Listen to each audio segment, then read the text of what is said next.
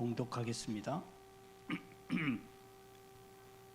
예수를 잡아 끌고 대제사장의 집으로 들어갈새 베드로가 멀찍이 따라가니라. 사람들이 뜰 가운데 불을 피우고 함께 앉았는지라.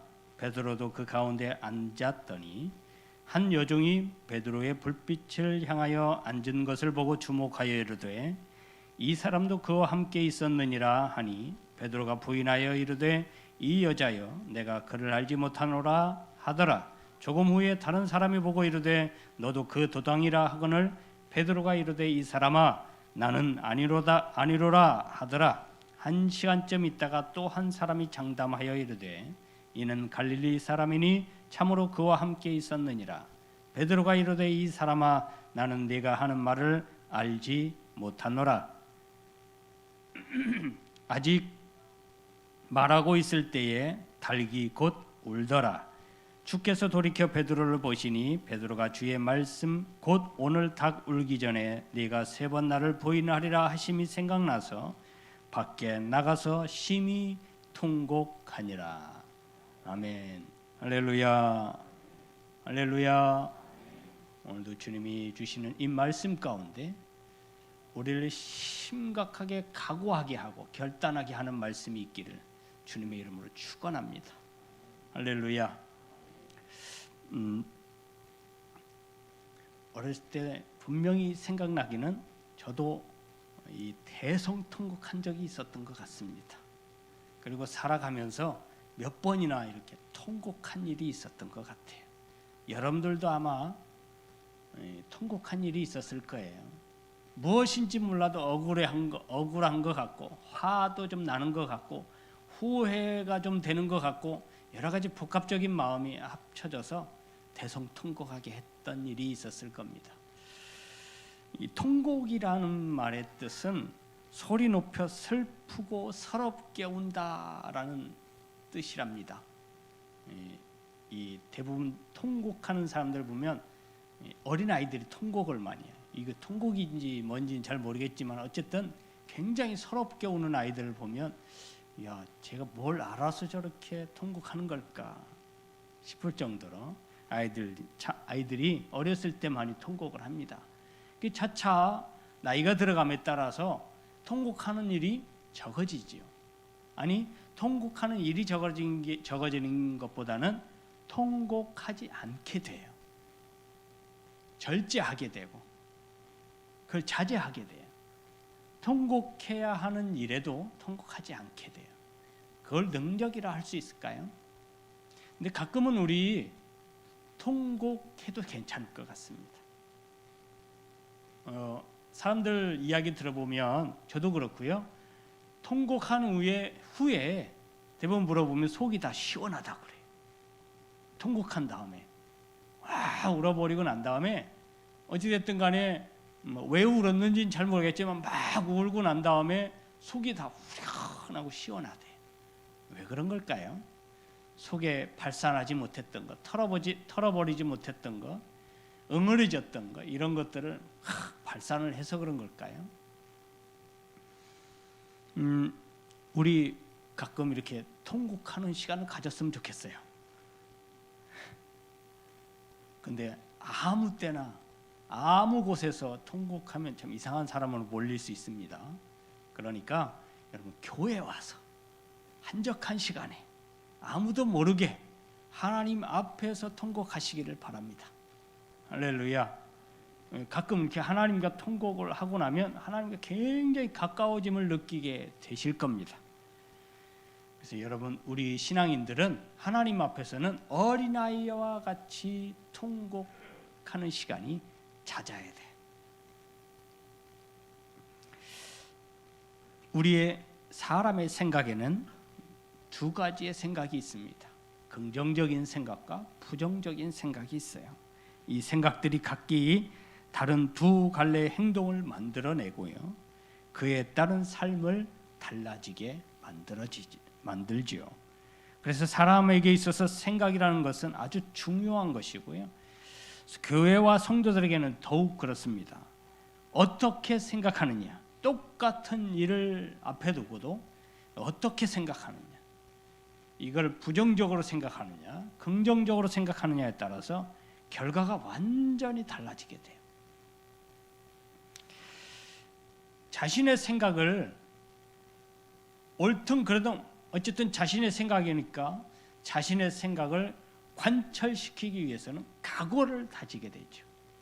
오늘 이 각오라는 단어를 잘 생각해 보시기 바라고 기억해 놓으시기를 바랍니다. 그런데 이 각오가 아무리 단단하고 끈끈해도 이 각오한 대로 이루어지는 부분은 많지 않습니다. 우리가 생각한 대로 이루어지는 일이 그렇게 많지 않아요. 본문의 주인공은 베드로예요. 사도 베드로가 그 주인공이에요. 예수님께서 제자들과 함께 마지막 만찬을 가지신 후에 일어난 일인데요. 당신이 이제 제자들의 곁을 떠나고 이 세상을 떠나서 아버지께로 돌아갈 것이고 이런 말을 하니까 제자들이 웅성웅성하지요. 아니 선생님이 어디 가신다는 말인가? 어디 간다는 말도 없이 언제 간다는 말도 없이 곧 떠나신다고 얘기하니까 웅성웅성합니다. 근데 참 베드로 여러분 성격 아시죠? 베드로는 그 열심당원이에요. 열심당원의 행동처럼 행동 지침처럼 행동이 우선이에요. 그럼 뭐 칼을 막 휘두르잖아요. 막 생각에 화가 나면 옆에 차고 있던 단칼을 들어서 막 휘두르는 사람이에요. 뭐 앞뒤 재고 그러는 사람이 아닙니다. 생각을 깊게 해보고 이 말이 옳은가 그른가, 이 상황에 적합한가 안 한가, 여러분들은 그렇게 다 하시잖아요. 근데 베드로는 그렇지 않아요. 그냥 즉흥적이에요. 물론 나중에 어떻게 됐는지 모르겠지만 어쨌든 베드로의 성격은 그렇습니다. 그 삶을 그렇게 살아왔어요. 오늘도 그것이 배경이 되는 거예요. 예수님께서 그렇게 말씀하시니까 예수님, 주님, 다른 사람은 다 떠나도 나는 끝까지 주님만 따르겠습니다. 저는 주님을 끝까지 배신하지 않겠습니다.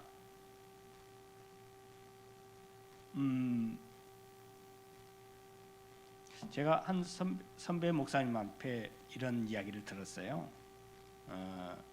여기 부임할 때가 아니고 다른 데 부임할 때 그 선배 목사님이 이렇게 조언을 해주셨는데 이런 말씀을 하시더라고요. 네가 반 목사가 교회에 딱 부임해서 차에서 딱 내렸는데 처음으로 맞이한 사람이 있을 거다. 그리고 목사님의 가방을 딱 처음부터 들어주는 분이 성도가 있을 거다. 그분을 제일 조심해라. 아, 왜요? 그분들이 제일 먼저 배신하더라. 저는 그 말이 이해가 안 됐어요. 아니 목사님이 오시는데 처음으로 와서 인사를 하고 얼마나 열심히 해요. 목사님 가방도 들어주고, 야, 목사님이 제일 그 측근이 되어주겠다고 도움을 드리겠다고 하는 분 아니에요. 근데 그분을 제일 조심하래요. 나중에 알게 됐어요. 나중에 왜인지는 말씀드리지 못하겠습니다. 베드로가 가장 먼저 주님 앞에 달려가서 주님, 저는 절대 주님을 배신하지 않겠어요. 제일 먼저 배신을 누가 했어요? 베드로. 다른 사람은 다 떠나도 저만은 주님 곁을 지키겠습니다. 떠났어요, 안 떠났어요? 떠났어요. 그것도 다른 제자들은 말도 안 해요. 그렇게 이야기한 베드로한테, 야, 너 그런 소리 하지 마라. 조금 있다가 몇 시간도 아니요, 며칠도 아니요, 몇 시간 지나지 않아서 너는 나를 부인할 거야, 배신할 거야, 배반할 거야 라고 말씀까지 해주셨어요. 그런데도 배신을 했어요. 그 말을 들었으면 정신을 바짝 차리고 내가 그런 일이 있으면 절대 예수님 말씀처럼 배신하지 않겠다. 정신을 바짝 차리지 않겠어요? 그런데도 배신을 했어요. 말씀해 보세요. 오늘 읽은 말씀 전에 33절에 22장 33절의 말씀에 보면 주여 내가 주와 함께 오게도 죽는 데에도 가기를 각오하였나이다. 베드로의 각오를 이야기해요.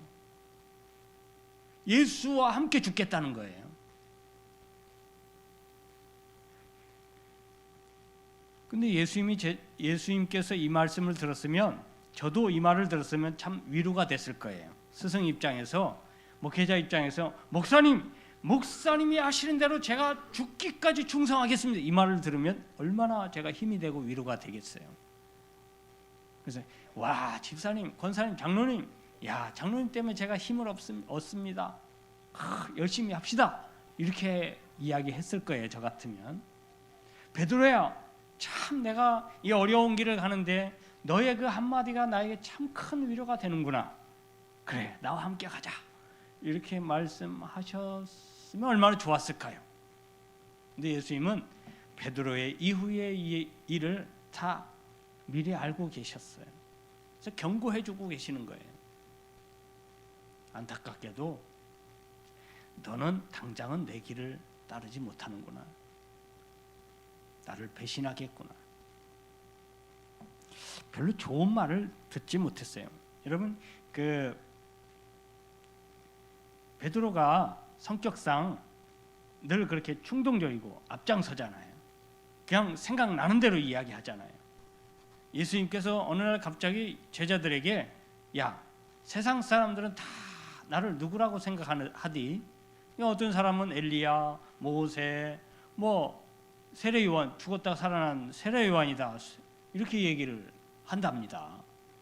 그러면 다른 사람들은 그렇게 생각하더라도 너희는 나를 누구라고 생각하니? 라고 물었을 때 아무도 대답을 못해요. 주님은 주님이시죠. 그런데 베드로는 그냥 나오는 대로 이야기해요. 주는 그리스도시요 살아계신 하나님의 아들이십니다. 나오는 대로 이야기를 해요. 그렇게 말이 나오게 하신 분이 성령님이세요. 그냥 충동적이에요. 자기는 잘 몰라요. 그 말 뜻이 무슨 말인지, 그 뜻이 무슨 뜻인지도 잘 모르고 이야기를 해요. 그리고 막 자기가 하고 싶은 대로 막 칼도 휘두르고요. 근데 예수님께 좋은 소리를 못 들어요. 예수님을 위해서 한 것 같지만 사실은 자기 뜻대로 한 거거든요. 자기 마음대로 한 거거든요. 자기 생각대로 한 거거든요. 그래서 예수님 앞에 이런 행동들 별로 좋은 소리를 듣지 못합니다.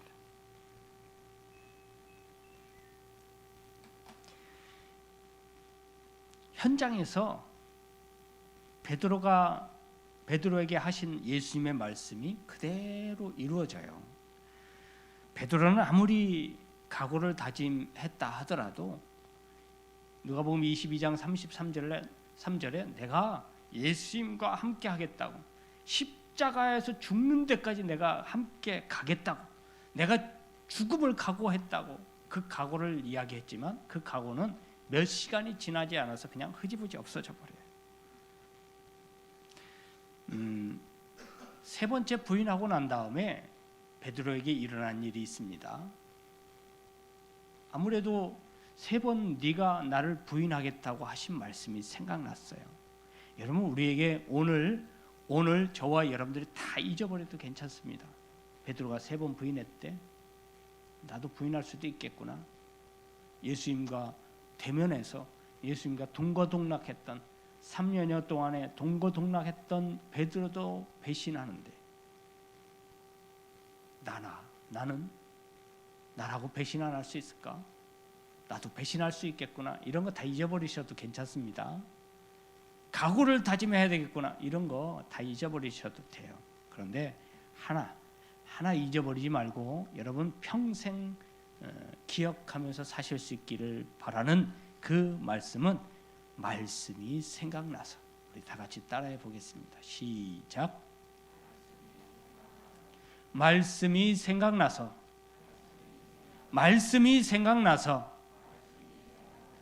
다 잊어버렸던 말씀은 잊어버리지 마세요. 그리고 여러분, 말씀이 생각나서라는 말을 기억해 두셔야 됩니다. 이제 여러분들 살아가면서 말씀만은 정말 기억이 나셔야 돼요. 사도 바울이 전적으로 밖에 나가서 통곡하게 된 이유는 말씀이 생각나서예요. 예수 그리스도의 말씀이 생각나서, 그 말씀이 생각나지 않았다면 마음에 찔림도 없었을 거예요. 통곡하고 회개하는 일이 일어나지 않았을 거예요. 예수 그리스도의 말씀, 오늘 우리에게 주시는 말씀이, 우리 삶 가운데 말씀이 생각나야 돼요. 문득 그 말씀들이 생각이 나야 내 잘못된 길을, 내 잘못된 생각을 돌이킬 수 있게 되는 거예요. 베드로가 밖에 나가서 심히 통곡했다라는 것은 이 말씀 때문이었어요. 그리고 그 말씀이 생각났기 때문이에요. 이 통곡은, 이 베드로의 통곡 속에는 온갖 것이 다 들어있어요. 아주 복합적이에요. 그의 마음을 한번 들여다보시기 바랍니다. 어떤 마음이었을까요? 그가 그에게 질문했던 계집종이 있어요. 아시다시피 지금은 많이 여권 신장이 됐다고 하지만 예전에는 여러분 예수님 시대만 하더라도 여자에 대한 권리가 거의 소유권이 남자에게 있었거든요. 이게 말이 됩니까? 지금 이런 얘기하면 무슨 얘기인가? 그럴 거예요. 어떻게 사람이 소유권이 사람에게 있을 수 있을까? 여러분, 여자는 남자의 소유였어요. 재산의 하나였고요. 그냥 종들처럼, 노예처럼 여겨졌던 게 여자였어요. 여러분들은 좋은 시대에 태어나신 거예요. 아멘 하셔도 되는데, 여러분 굉장히 좋은 시대에 태어나셔서 좋은 시대를 살고 있는 거예요. 여자 성도님들한테 드리는 말씀이에요. 점점 남자들이 이제 기가 죽어가는 세대에 살고 계시는데요. 어찌됐든 간에 이런 시대에 여자, 그것도 그냥 평범한 여자가 아니라 계집종이었어요. 그러면 여러분 이렇게 이야기하기도 어려워요. 베드로에게 질문하기도 어려운 그런 위치에 있는 사람이거든요. 전혀 힘이 없는 사람이에요. 능력도 없는 사람이에요. 권력도 찾아볼래야 찾아볼 수 없는 사람, 종류의 사람이에요. 그런 사람에게 지금 베드로가 넘어간 거예요. 어떤 권력자에게, 어떤 힘이 있는 사람이 너 베드로 아니요? 너 예수의 제자 아니요? 라고 했으면 뭐 말도 안 해요. 그런 사람이 한 게 아니라 전혀 인정도 받지 못하고 대우도 받지 못하고 힘도 없고 권력도 없는 아주 보잘것없는 계집종의 말에 넘어간 거라니까요. 이 말은 무슨 말이냐? 사람의 각오는 이 정도로 허술하다는 얘기예요. 이 정도의 힘에도 넘어갈 수 있고 변질되어질 수 있는 아주 허술한 것이 우리의 각오라는 얘기예요. 여러분 다짐하고 각오하고 결심하고 이런 게 여러분 올 한 해 내가 이렇게 하겠다 저렇게 하겠다 결심하고 다짐한 거요? 며칠이나 가든가요? 벌써 도로 돌아오지 않았나요? 옛날과 똑같아지지 않았나요? 오늘 잘 됐습니다. 설날이에요. 다시 한번 각오하실 수 있기를 바랍니다. 비록 그 각오가 베드로처럼 몇 시간이 지나지 않아서 그냥 흐지부지 사라질지언정 안 하는 것보다 낫다니까요. 왜냐? 그 각오를 통해서 내가 돌아볼 수 있거든요. 내가 그런 각오를 했었는데, 그런 다짐을 했었는데 흐지부지 됐구나, 흩어졌구나, 다시 한번 정신을 차려야 되겠구나. 그 각오가 돌이킬 수 있는 점이 될 수 있어요. 그러니 바보가 될지언정 오늘도 결심 한번 해보실 수 있기를 바랍니다. 바보는 날마다 결심만 한대요. 날마다 또 결심해요. 다 바보예요. 저도 그래요. 야, 올해는 이렇게 해야 되겠다. 결심한 것들이 뭐 그대로 된 게 별로 없어요. 뭐 저나 여러분들이나 마찬가지라고 생각돼요. 다 비슷하니까요. 여러분 바보가 될지언정 그래도 오늘 새해 설 구정으로 음력으로 새해를 맞이해서 다시 한번 다짐하실 수 있기를 바랍니다. 내가 예수를 위해서 살겠노라고. 그 각오가 하루도 못 간다 하더라도 안 하는 것보단 낫습니다. 해보시기 바랍니다. 그리고 또다시 느껴보시기 바랍니다. 아, 나의 각오는 이렇게 금방 끝이 나는구나. 이렇게 금방 흐지부지 없어지는 아주 가벼운 것이었구나. 다시 한번 자신의 무능을 깨달을 수 있는 계기가 되실 수 있기를 바랍니다. 각오를 하지 않으면 그것도 없어요.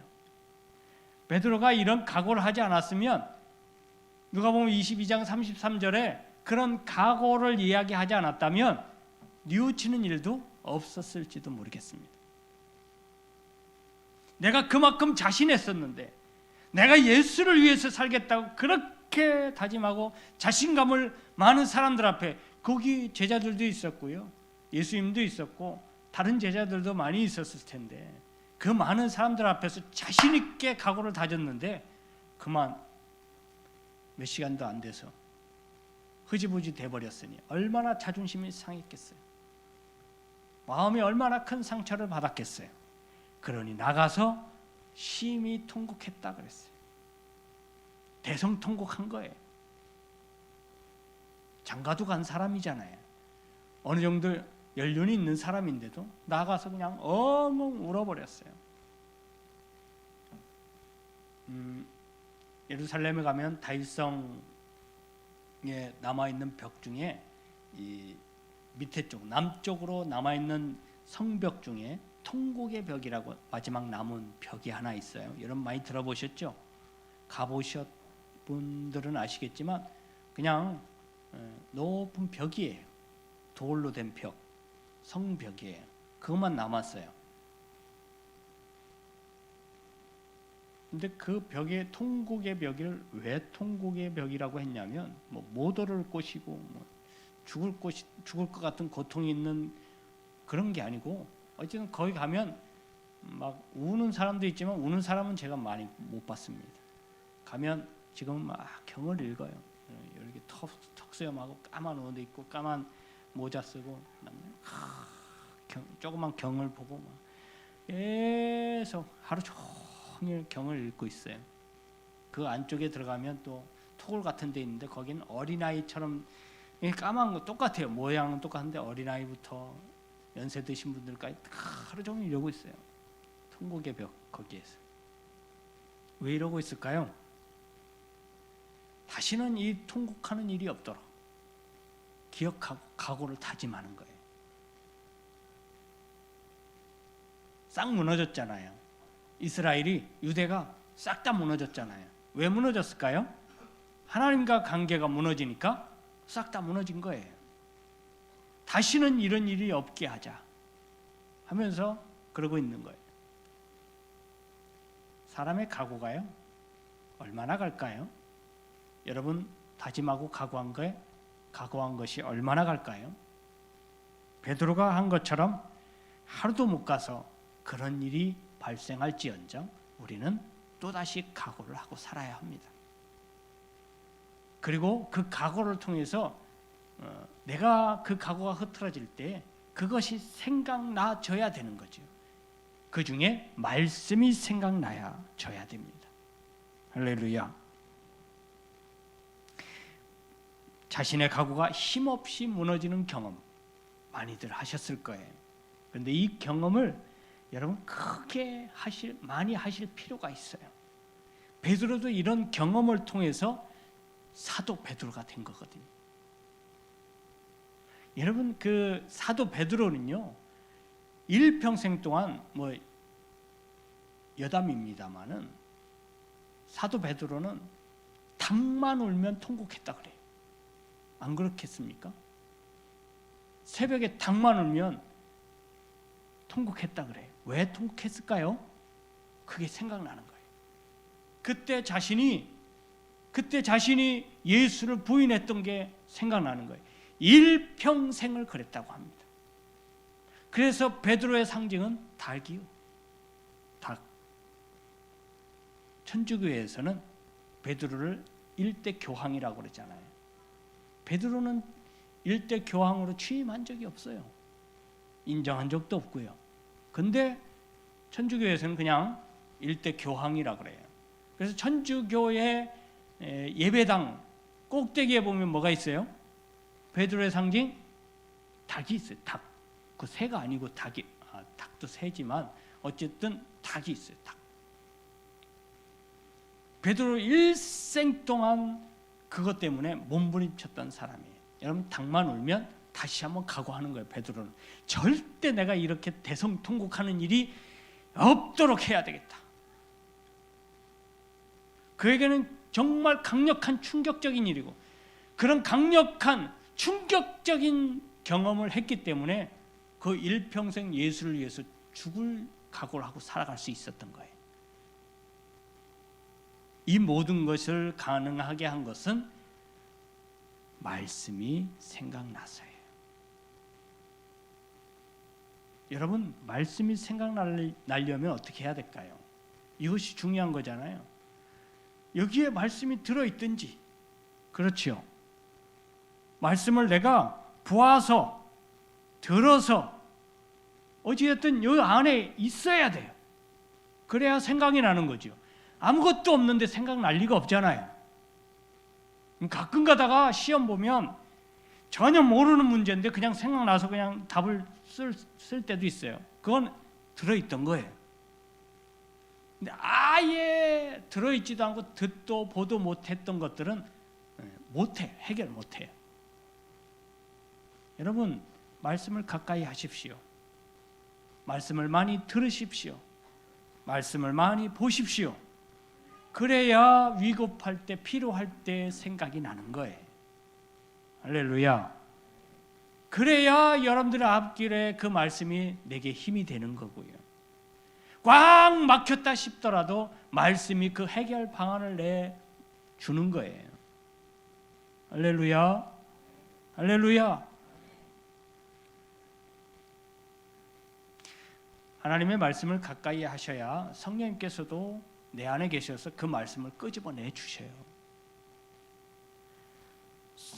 요한복음 14장 26절에도요. 보혜사 곧 아버지께서 내 이름으로 보내실 성령 그가 너희에게 모든 것을 가르치고 내가 너희에게 말한 모든 것을 생각나게 하리라 그러셨거든요. 가르침을 받았어요. 들었잖아요. 말씀과 함께 했잖아요. 그러니까 어느 때에 무슨 말씀이 필요할지 성령께서 생각나게 하시는 거예요. 그리고 그 말씀대로 살아갈 수 있도록 내게 능력도 허락해 주시고요. 여러분, 말씀을 가까이 하십시오. 말씀을 가까이 해야 말씀이 생각납니다. 우리 모두가 아는 것처럼 주의 말씀이 생각나서 통곡하는 베드로는 이후에 더 확실하고 더 아름답고 더 당당한 주님의 사도로 거듭나게 됩니다. 사랑하는 성도 여러분, 저와 함께 우리도 베드로 사도와 함께 주의 말씀이 생각나서의 삶을 계승하실 수 있기를 바랍니다. 성령께서 도우실 것입니다. 우리 성도들에게는 주의 말씀이 가장 좋은 삶의 지표임을 기억하실 수 있기를 바랍니다. 내 각오나 결심이 아닌 주의 말씀이 나를 인도하는 한 해가 되실 수 있기를 주님의 이름으로 축원합니다.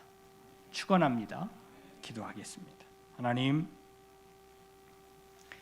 우리 삶 가운데 하나님의 말씀이 늘 생각나기를 원합니다.